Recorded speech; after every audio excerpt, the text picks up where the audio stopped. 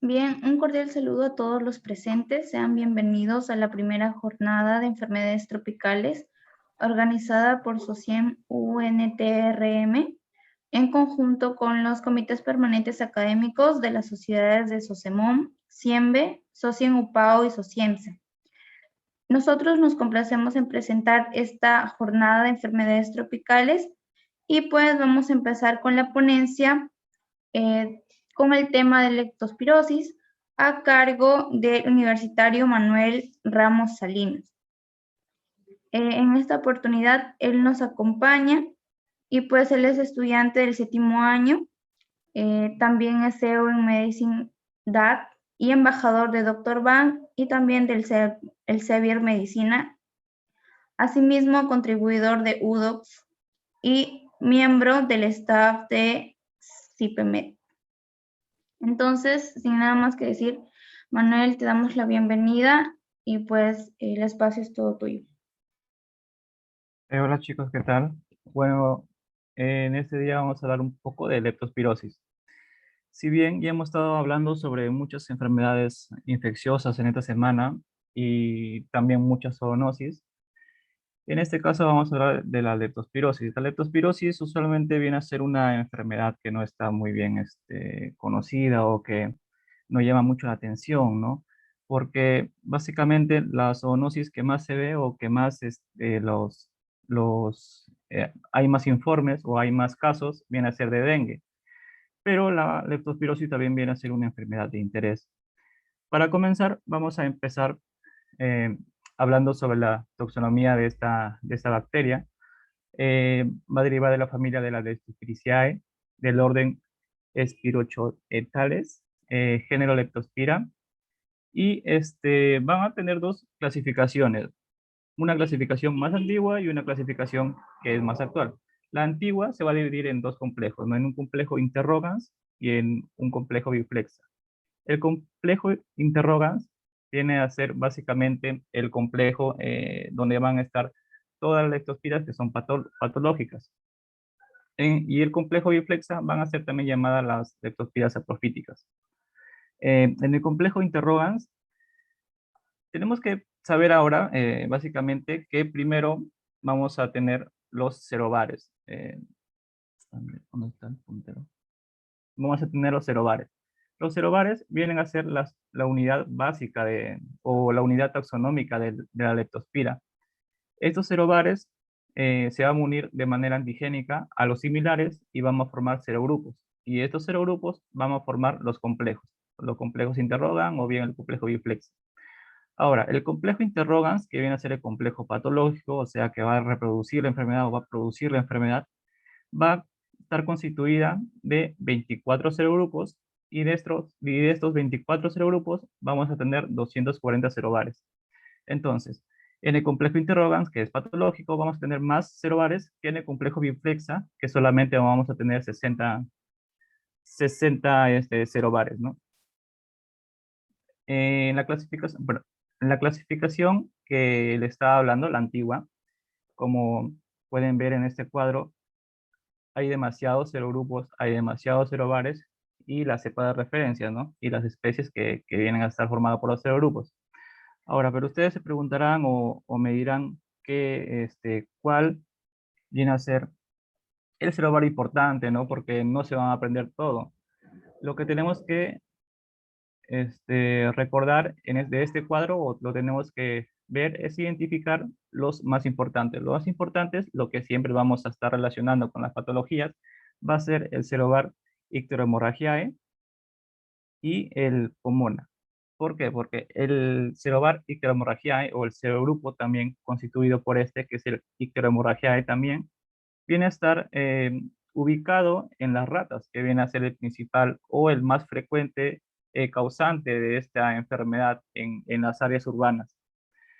Y el Pomona viene a ser el causante bueno, viene a estar en los ratores, ¿no? Que vienen a ser, los ambos vienen a ser muy causantes de la enfermedad en áreas urbanas. Por otro lado, también tenemos el Hardanyo, que viene a ser también, pero en una menor incidencia, ¿no? Entonces, lo principal es lo que debemos acordar siempre, o lo que usualmente nos deberían preguntar, viene a ser en la especie de Leptospiras interrogans, la que siempre va a ser patógena, y el serogrupo Icteromorrhagiae, y el Pomona, con los serobares también el mismo nombre, Icteromorrhagiae y el Pomona. Y de las saprofíticas, lo más frecuente siempre va a ser la leptospirosis diflexa. Aunque las saprofíticas no vienen a ser mucha importancia porque no vamos a reproducir la enfermedad o no vamos a producir la enfermedad.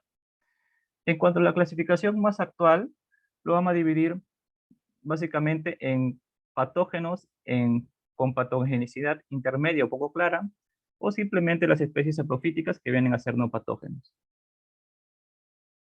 Este, mm, no, no se puede. Bueno, no importa. Quería escribir, pero no se puede. Entonces, el género Leptospira va a tener 22 especies, ¿no? Esa es la clasificación actual. La patógena, como siempre le estaba mencionando, viene a ser la Leptospira interrogans. La Leptospira interrogans siempre va a estar acá. Por eso viene a ser una de las más importantes. Y después viene el resto, ¿no? La Noguchi, la Alexanderi, pero la más importante, o la que siempre le va a preguntar, va a ser la Leptospira interrogans. Eso no se deben olvidar. En la patogenicidad intermedia, usualmente tampoco se le toma en cuenta porque no vienen a ser muy conocidas por el hecho de que no son causantes de la leptospirosis muy frecuentemente, como en el caso de las mencionadas anteriormente, que vienen a ser lo principal, que vienen a estar ubicados en los principales animales que van a contagiar en la enfermedad. Luego tenemos las saprofíticas como la más importante de la leptospirosis diflexa, ¿no?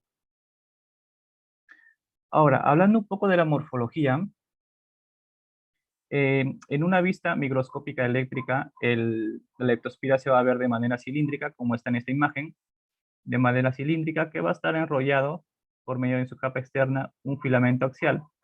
Y este filamento axial va a tener la función de al momento de contraerse, va a dar un movimiento helicoidal a la leptospira, ¿no? Y eso va a ser porque es una bacteria móvil. La leptospira es una bacteria móvil, es una bacteria gram negativa, es una bacteria aerobia obligada, o sea que necesita el oxígeno. Los diámetros van a ser de 0.25 micrómetros y de 6.25 de largo, por lo que puede atravesar los filtros de 0.45.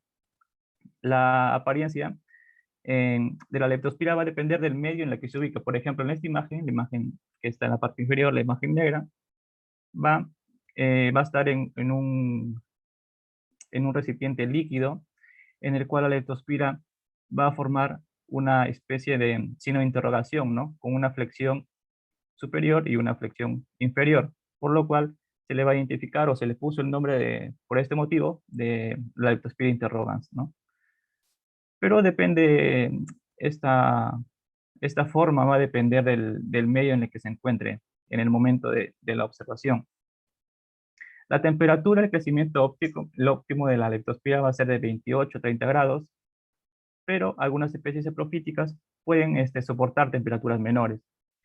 El medio utilizado de cultivo, el más frecuente, viene a ser el EMJH, ¿no? El Eddington, McCollum, Johnson, Harris. Ahora, tenemos que tener en cuenta también que una de las características importantes de la leptospira viene a ser que no va a sobrevivir en pHs ácidos.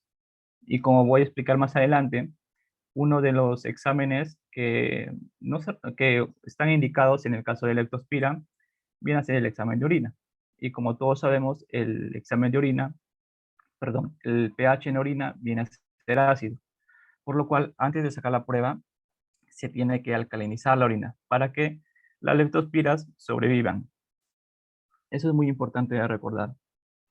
En cuanto a la epidemiología, no les quería traer solamente datos como salen en los reportes semanales de epidemiología, ¿no? Les traje más recortes de periódicos que muestran más la realidad, ¿no? De lo que se vive, en este caso de las enfermedades. Como en el caso en Perú hubo muchos casos de leptospirosis, muchos brotes de esta enfermedad. Por ejemplo, en ese periódico se habla que hay de 2 niños fallecen a causa de la leptospirosis, que viene a ser una enfermedad que la OMS lo cataloga como una enfermedad que va en ascenso por los distintos factores de riesgo que tenemos actualmente, como por ejemplo el más importante viene a ser la pobreza, ¿no? Y segundo viene a ser los desastres naturales que pueden producirse. Como tenemos en esta imagen, nos muestran diferentes escenarios en los cuales podemos o se puede contagiar una persona con leptospirosis.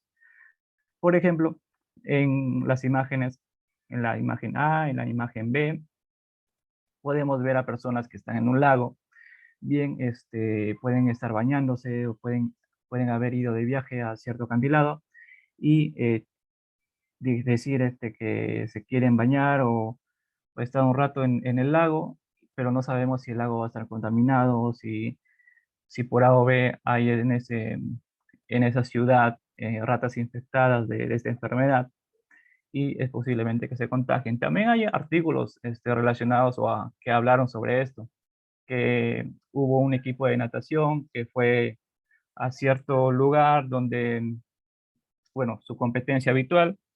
Sin embargo, días después todos resultaron con leptospirosis, ¿no? Por eso hay que tener cuidado en estos casos.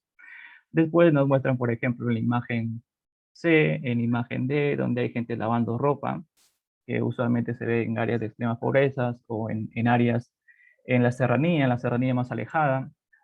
En la imagen E, en la imagen F, se ven niños jugando en el río, que posiblemente sea un foco infeccioso de esta enfermedad. Por eso tenemos que tener en cuenta que la pobreza es una causa muy importante de todas las enfermedades, ¿no? Inclusive también de esta enfermedad que es la leptospira. Pero las cosas no solo suceden acá en Perú, ¿no? También tenemos recortes de diferentes países, como en este caso es el diario Cotopaxi, creo que sí, y viene a ser de Ecuador, ¿no? Que también ha tenido casos de leptospirosis, pero que usualmente también, como la enfermedad también es autolimitada, suelen controlarse, ¿no? De manera efectiva. Esto viene a ser de Puerto Rico, que lo catalogan como la leptospirosis como una bacteria mortal, ¿no?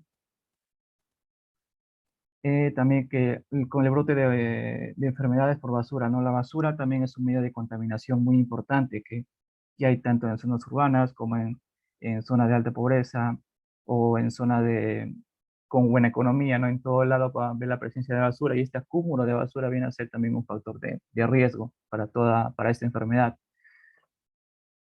Y esto es hace poco, ¿no? Hace algunos años hubo un caso de huaicos acá en Trujillo, por lo cual estos vienen a ser considerados un alto factor de riesgo para casos de leptospirosis y sí hubo un aumento de la incidencia en estos casos en Trujillo en esos años. Y esto viene a ser una imagen representativa de esos tiempos, ¿no? Donde una imagen cayó arrollada, una mujer eh, cayó en Huayco en intensas marea, lo cual la arrastró con todos los escombros y estuvo lleno de barro. Y la señora posiblemente haya tenido leptospirosis, ¿no? Que viene a ser un riesgo latente en esos casos. Ahora, la OMS lo cataloga a la leptospirosis como una enfermedad que produce un aproximado de 873.000 casos anuales y de esos 870.000 casos, 48.700 fallecen. Así que es una alta tasa de mortalidad que no se debe pasar desapercibida. Ahora, hablando un poco de la transmisión. La transmisión, vamos a tener primero, yo lo veo como un ciclo vicioso en la primera parte, entre los roedores que vienen a ser los portadores asintomáticos, entre los animales de granja y domésticos, y el suelo y el agua.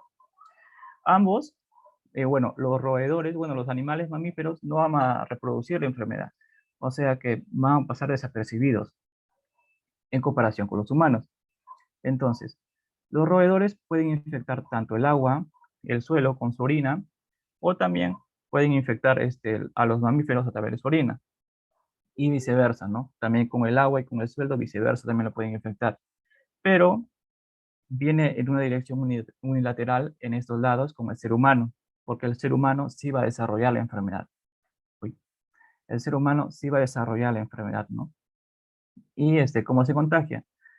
Se puede contagiar a través de abrasiones en la piel, de lesiones en la piel, o también a través de mucosas. Entonces, para la patogénesis de esta enfermedad, bueno, acá iba a escribir, pero no se puede. Pluma, pero no escribe. Bueno, esta imagen nos habla de la patogénesis, pero en un ratón o una rata, ¿no? Entonces vamos a explicar primero cómo es la función en una rata o por qué esta rata no reproduce la enfermedad o no produce la enfermedad y en el ser humano sí. Entonces, en la rata, lo primero que al momento de que la leptospira entra al torrente sanguíneo, va a identificar los receptores TLR4 y los receptores TLR2. Estos receptores vienen a ser muy importante mecanismo de defensa. ¿Por qué? Porque van a activar los linfocitos B. Y a estos linfocitos B van a activar la inmunoglobulina M, que viene a ser un sistema de defensa agudo en estos casos, los cuales se van a unir a la leptospira y van a eliminarlo por medio de mecanismos inflamatorios. Manuel, Dime. quizá puedes utilizar la función de anotar que tiene el mismo Zoom para que ¿Sí? puedas escribir. ¿Dónde? Arriba no te sale como algo verde cuando dice usted está compartiendo pantalla. Ahí anotar. Oh, ya, ya, ya. Bueno, ahí hay lápiz y también hay texto para que, no sé si Ahí ya. te sirva. Ya, gracias. Ahorita. Ahora, ¿dónde estaba? Ahí. Ya, ya. Em, ya, entonces la inmunoglobulina M, ¿no? La inmunoglobulina M, la inmunoglobulina M se va a unir a la leptospirosis, lo cual van a causar una eliminación de la bacteria. Si por A o B la leptospirosis no se elimina y pasa al hígado o pasa al riñón, también va a haber mecanismos de defensa los cuales lo van a eliminar. También vamos a seguir activando los receptores TLR4 o los receptores TLR2, activando los linfocitos, dando la cascada de inflamación o los mecanismos proinflamatorios, lo cual a las finales de cuentas va a tener que eliminar la leptospira. Y es por eso que no va a producirse la enfermedad. Y también tenemos que tener en claro acá que los ratones, en los ratones o en las ratas, la leptospira se va a ubicar en los túbulos proximales de este mamífero, por lo cual va a tener ahí, bueno, va a vivir ahí hasta años. Es por eso que la enfermedad no se puede controlar muy bien. Pero eso es en el caso del ratón. Ahora, en el caso del ser humano, eh, vamos a tener acá el vaso sanguíneo y al momento que la leptospira va a llegar, va a tener acá, la leptospira va a tener este fosfolípido. Vamos a dibujarlo acá como un puntito, ¿verdad? Fosfolípidos. Y lipopolisacáridos, los lipopolisacáridos. Los lipopolisacáridos van a estar unidos junto con un lípido A. Este lípido A va a ser el causante de la infección o el causante de ejercer esta infectividad de la leptospira. O sea que básicamente es el causante de lo malo que hace la leptospira.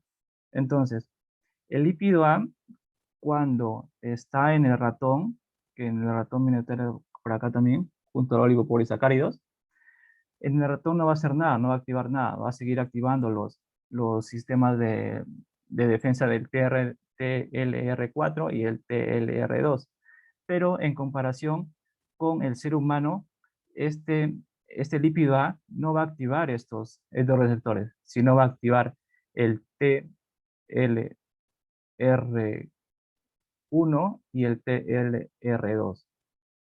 Y estos no van a dar el mismo mecanismo de defensa que tiene el TLR4 junto con el TLR2. Entonces no va a ser, bueno, no vamos a eliminar esta leptospirosis, por lo cual la leptospirosis va a entrar al torrente sanguíneo. Y una vez que entra al torrente sanguíneo puede causar la enfermedad, ¿no? Este es uno de su mecanismos de defensa o de su mecanismo de evasión de defensas que tiene la leptospirosis en el sistema inmune. Pero también eh,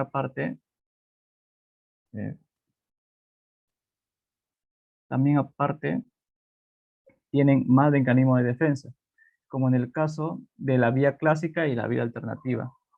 Ahora, en la vía clásica tenemos, en la vía clásica, bueno, acá nos ponen imágenes, uno de la leptospira saprofíticas, como la bioflexa, y otro la patogénica, ¿no? Que viene a ser interrogans.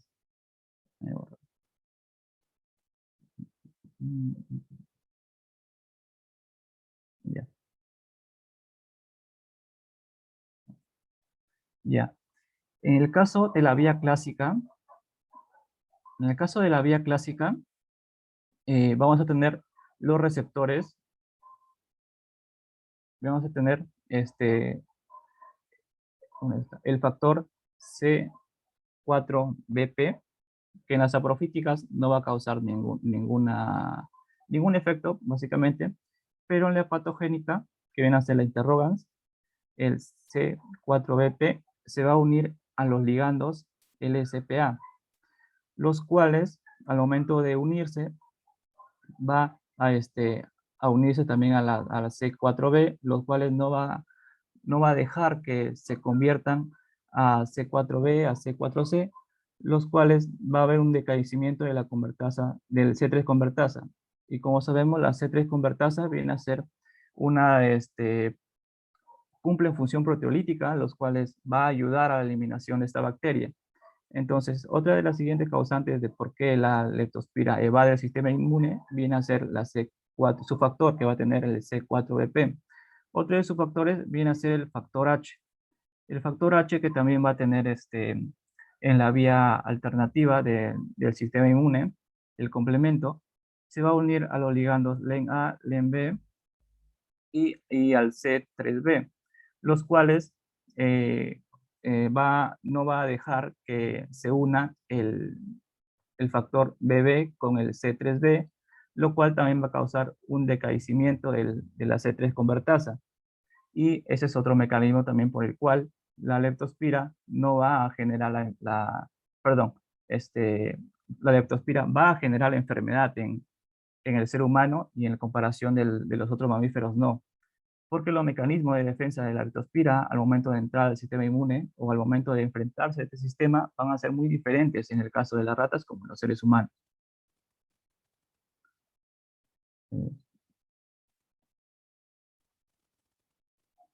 Ahora, una vez que la leptospira ingresa al torrente sanguíneo, y como sabemos que el torrente sanguíneo va a unir a diferentes estructuras, diferentes órganos, la leptospira puede irse a cualquier lado, ¿no?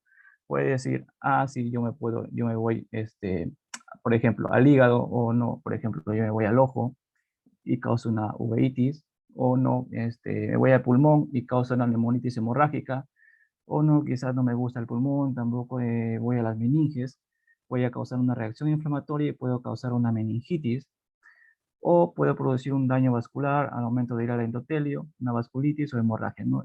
Entonces la leptospira, una vez que entra al sistema circulatorio, puede causar diferentes patologías.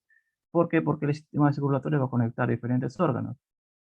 Así que eso viene a ser el por qué debemos de tratar o debemos este, detener el avance de la leptospira, porque puede ser muy riesgoso para la vida de muchos pacientes.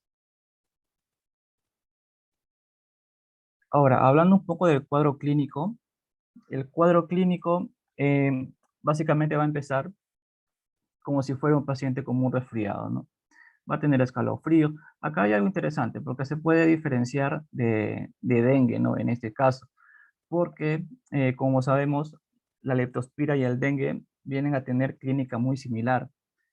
Y entonces vamos a hablar rapidito de dengue, como la sintomatología. No sé si saben la mnemotecnia que hay sobre dengue, que es Madeco. Creo que puedo escribir también.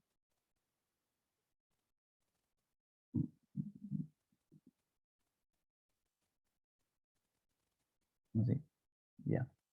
Entonces, la M viene a ser de mialgias, la A viene a ser de adenopatías, la D viene a ser de dolor lumbar, la E viene a ser de erupción en piel o exantemas, la C viene a ser de cefalea y la O viene a ser de dolor ocular. Estos vienen a ser los principales síntomas o los síntomas que aparecen en un comienzo en el dengue. Entonces, acá podemos ver que en la leptospira, uy, no, ahora, ya, no. Acá podemos ver que en la leptospira sí va a haber mialgias, igual que el dengue. Puede haber adenopatías, también. Puede haber dolor lumbar, también. Acá dice mialgias de espalda, todo, ¿no? Erupciones también puede haber, erupciones en piel. Cefalea, también va a haber cefalea. ¿Dónde está cefalea? Cefalea. Dolor ocular, también va a haber dolor retroorbital, retroocular, que va a ser básicamente lo mismo, ¿no? Entonces, ¿cómo vamos a diferenciar la leptospirosis, el cuadro agudo de leptospirosis de un dengue? Acá viene lo importante, ¿no? Lo que siempre deben saber es que la leptospirosis va a tener siempre un enrojecimiento conjuntival, ¿no? Siempre va a haber en cualquier lado, en cualquier pregunta o los pacientes que vengan a su consulta, siempre vamos a tener un enrojecimiento conjuntival. Esto no se tiene que olvidar porque es un signo muy importante de diferencia entre la leptospira y el dengue. Y gracias a Dios que este signo está presente en un 92% de los pacientes, o sea que es un gran grupo, ¿no? Es un grupo muy decente de pacientes que van a presentar ese signo.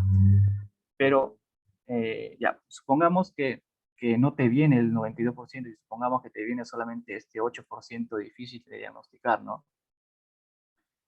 Lo que tenemos que saber acá, en este 8%, tenemos que saber la evolución de la enfermedad. La fase leptospirémica, que viene a ser la primera fase de la leptospira, va a durar entre 4 a 7 días, ¿ok? Y aparte de todos estos síntomas, también va a tener un aumento de temperatura, o sea, va a tener fiebre, va a tener fiebre. Y esta fiebre se va a caracterizar porque va a ser bifásica. ¿Qué significa esto? O sea, que va a tener dos picos.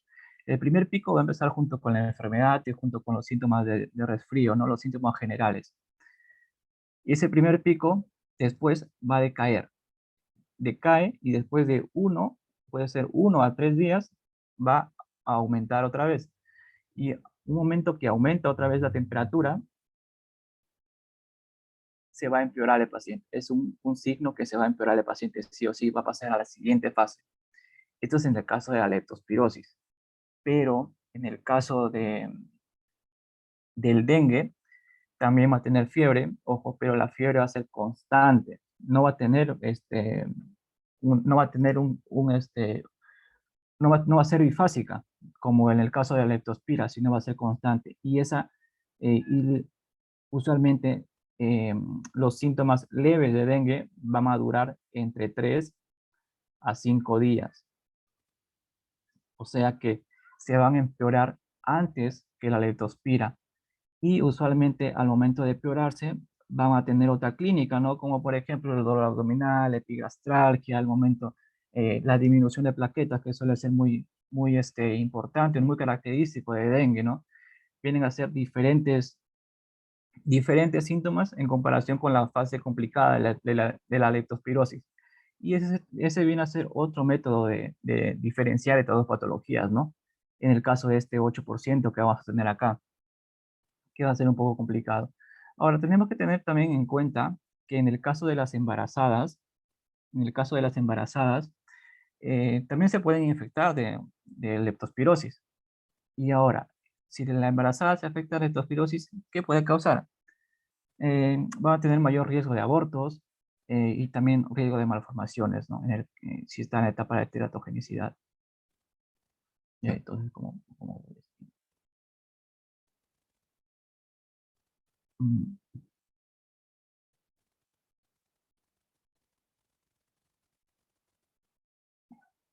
Ok, entonces, en la siguiente fase, luego de haber pasado ya la fase de leptospirémica, vamos a tener la fase leptospiruria, la fase de leptospiruria. En esta fase, ¿dónde está borrador? En esta fase va a ser la fase donde se puede complicar el paciente, ¿no? Acá vamos a tener dos subfases, por así decirlo, en esta fase. Esta fase suele durar entre días y semanas. Entonces, esta fase puede ser anictérica o puede ser ictérica, que viene a estar en la otra diapositiva. Si el paciente viene en fase anictérica, el paciente va a estar con más imagen, ¿no? Va a estar feliz porque la fase anictérica viene a ser una de las fases más leves de leptospirosis, en donde hay una recuperación total.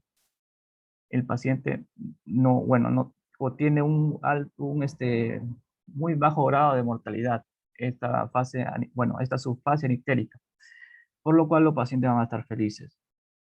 Ahora, como siempre, como desde un principio les he mencionado, la leptospira icterohemorragiae va a estar siempre presente en toda la patología de la leptospira, al igual de la pulmona. Y bueno, la canícula catadecolada, porque lo más frecuente viene a ser la icterohemorragiae y la pulmona, no olvidar. Esta fase, la fase ictérica, vamos a tener la meningitis aséptica. La meningitis aséptica, como toda meningitis, vamos a tener rigidez de nuca, trastorno de conciencia, mialgias, fiebre alta, cefalea. Los síntomas anteriores de la fase leptospirémica van a estar también acá, pero van a estar aumentados de intensidad, ¿no? Y esto se le agrega su rigidez de nuca, ¿no? Los síntomas de meningitis. La duración va a ser de aproximadamente 10 días y va a haber una recuperación total en esta enfermedad, en esta subfase. Entonces, la siguiente viene a ser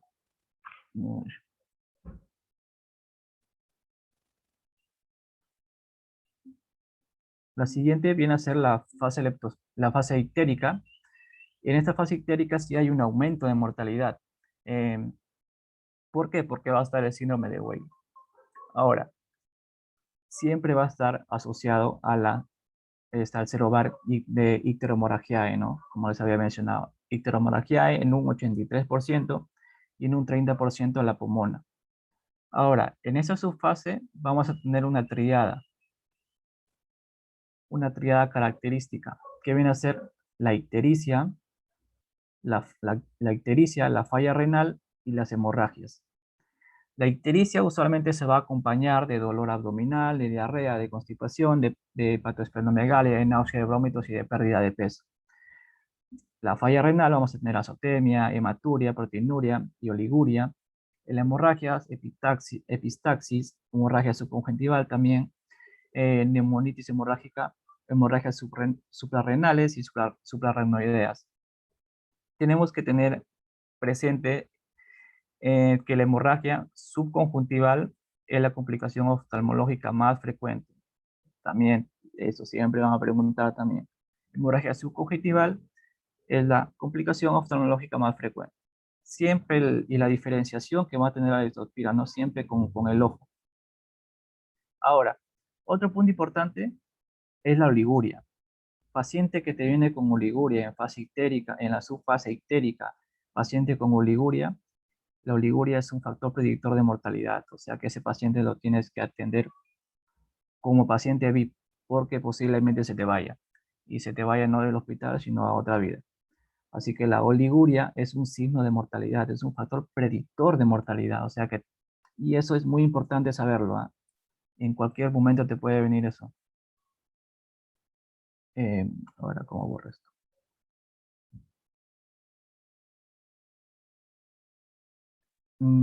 Ahora, los métodos diagnósticos que vamos a tener se van a dividir en dos, en los métodos directos o en los indirectos. En los indirectos vamos a identificar los anticuerpos y en los directos, bueno, vamos a ver al leptospira, ¿no? Al espiroqueta por ahí. Entonces, en los métodos directos podemos tener cuatro: la observación de campo oscuro, la inmunofluorescencia e inmunistoquímica, el cultivo o el PCR y el ADN de leptospira. Ahora, el gol estándar o lo que más se utiliza eh, son los métodos indirectos. Ahora, te preguntarás por qué.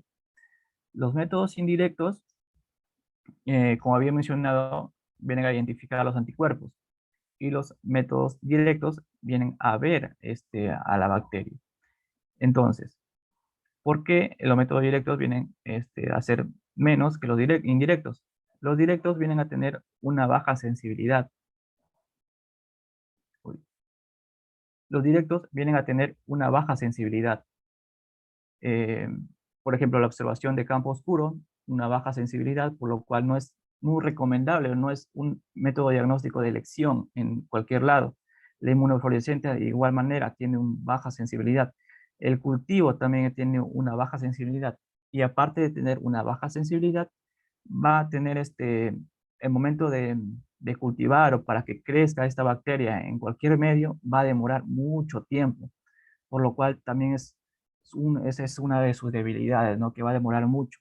Incluso en los artículos nos dicen que el cultivo, para que realmente sea considerado negativo, tiene que pasar entre 10 semanas a 4 meses, ¿no? Que viene a ser prácticamente cerca estos tiempos, ¿no?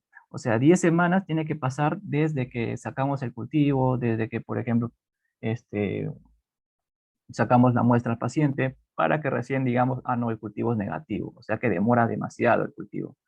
Luego también tenemos el PCR y el ADN de leptospira, que también tiene una baja sensibilidad, ¿no? Entonces, estos métodos directos básicamente no son considerados unos métodos de elección en comparación con los métodos indirectos. El método indirecto, que viene a ser el gold estándar, o sea, el más de los métodos directos en cuanto a leptospira, viene a ser el test de aglutinación microscópico, también llamado MAT. La macroaglutinación de antígeno termorresistente también es un método de elección, pero se sigue considerando al MAT como el gold estándar. Y al ELISA también es un buen método, pero lo toman más como un método de screening, o sea, un método que se puede empezar tomando esto, se puede empezar a captas al paciente que puede tener leptospirosis, le puede pedir su examen de ELISA, pero siempre se recomienda luego de ELISA tomar al gold estándar, ¿no? Todos van a ir siempre a la test de aglutinación microscópica, ¿no? Porque viene a ser la elección. Eso viene a ser bueno, en hospitales, ¿no? De buen nivel, pero si por A o B te encuentras en un cerro, en el Cerú, ahí sí, pues no tienes que ver la prueba que tengas y irte más a la clínica, pero en todo lado, el método de examen, en cualquier pregunta que te venga, siempre el test de aglutinación microscópica viene a ser el método de elección. Entonces, eh, esta viene a ser una imagen en la cual nos dice que, un borrador, en donde nos muestra cuándo se puede sacar los análisis de sangre, cuándo están, la leptospira puede estar presente en diferentes eh, medios de cultivo o dónde puede haber inmunoglobulina M y inmunoglobulina G, ¿no? Por ejemplo, en la sangre tiende a estar la primera semana hasta la mediados de la segunda semana, la orina recién desde la segunda semana hasta incluso años, como les había mencionado. En el caso de los ratones, suelen estar años en los túbulos renales proximales, ahí se van a ubicar. En orina, eso es en los herbóreos, pues, ¿no? En los animales, pero en personas solamente están semanas, ¿no? Los títulos también de inmunoglobulina M van a estar solamente hasta unos meses, la inmunoglobulina G sí puede durar hasta años. Y esto es importante, ¿no? Esto es importante, la serología. La serología va a estar desde la mediados de la infección o desde la primera semana hasta incluso años, ¿no? Por eso son los medios de serología que vienen a ser los métodos indirectos, vienen a ser una gran opción para el tratamiento. Esto viene a ser el MAT, el que viene a ser el gold estándar. El MAT, ¿dónde está? Me equivoco. Bueno, el MAT básicamente va a ser una combinación entre el suero del paciente, entre el suero del paciente y los cerobares. ¿Qué quiero decir con eso? Entonces, o sea, en el laboratorio vamos a cultivar los cerobares. Esos cerobares que hemos visto en un principio, que en un montón, una lista bien grande, vamos a cultivarlos.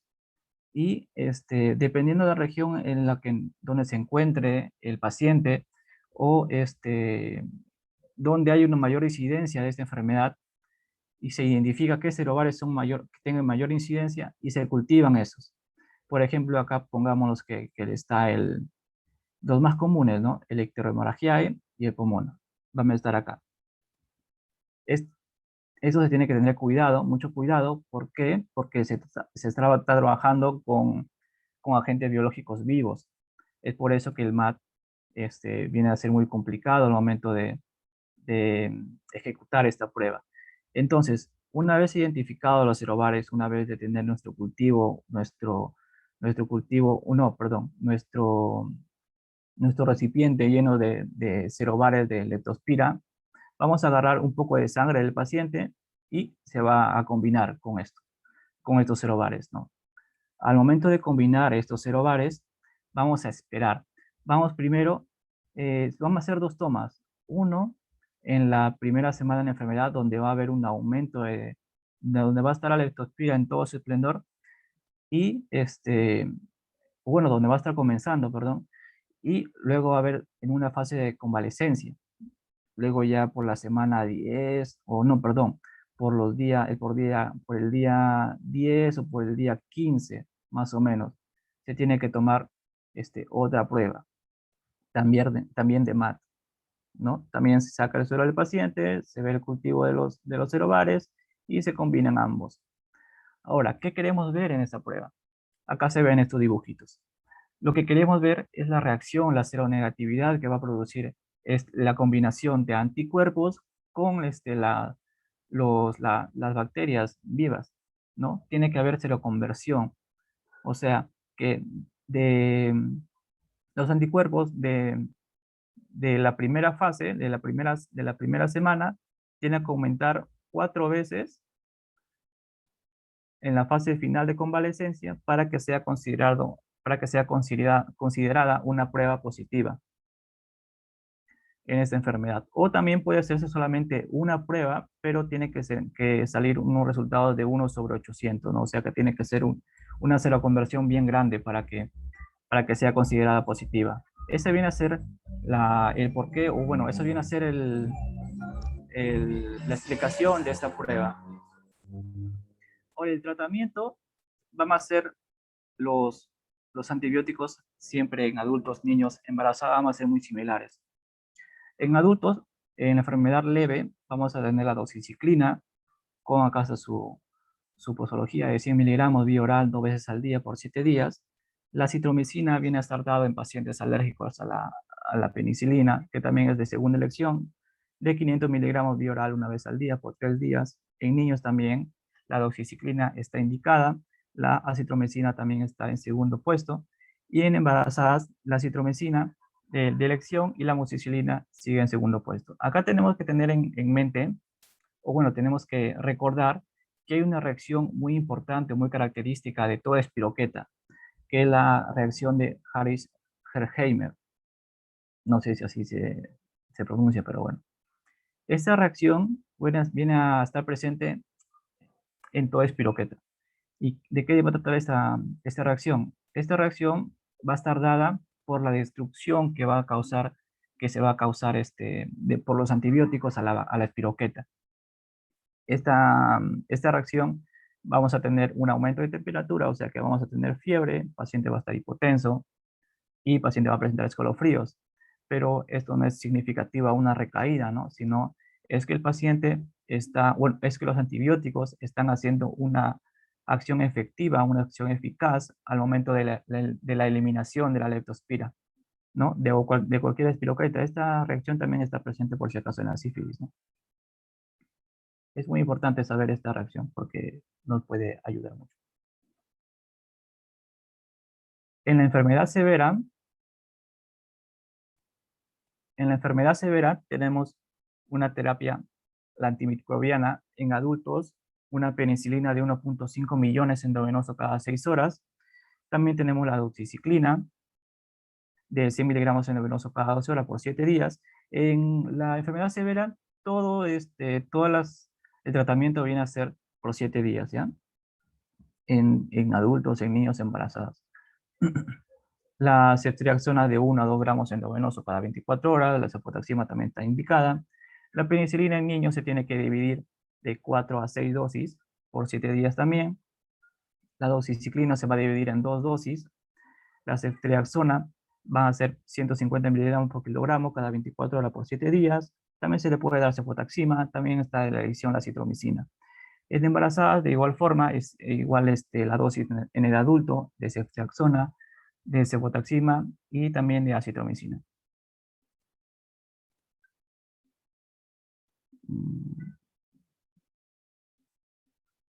Bueno, eso es todo, chicos. Espero que les haya sido de utilidad esta exposición y espero que más adelante podamos hablar otra vez. Genial, muchas gracias Manuel por esta exposición. Esperamos que así haya sido del agrado para todos y pues claramente ha sido bastante clara, bastante precisa y pues esperamos también contar contigo en una próxima oportunidad para que así sigamos compartiendo el conocimiento, ¿no? Bueno, Sí, chicos, muchas gracias por la invitación también. no olviden seguir a nuestro ponente en su página de Medicindad y pues nos vemos en una próxima oportunidad. Gracias a todos, chicos.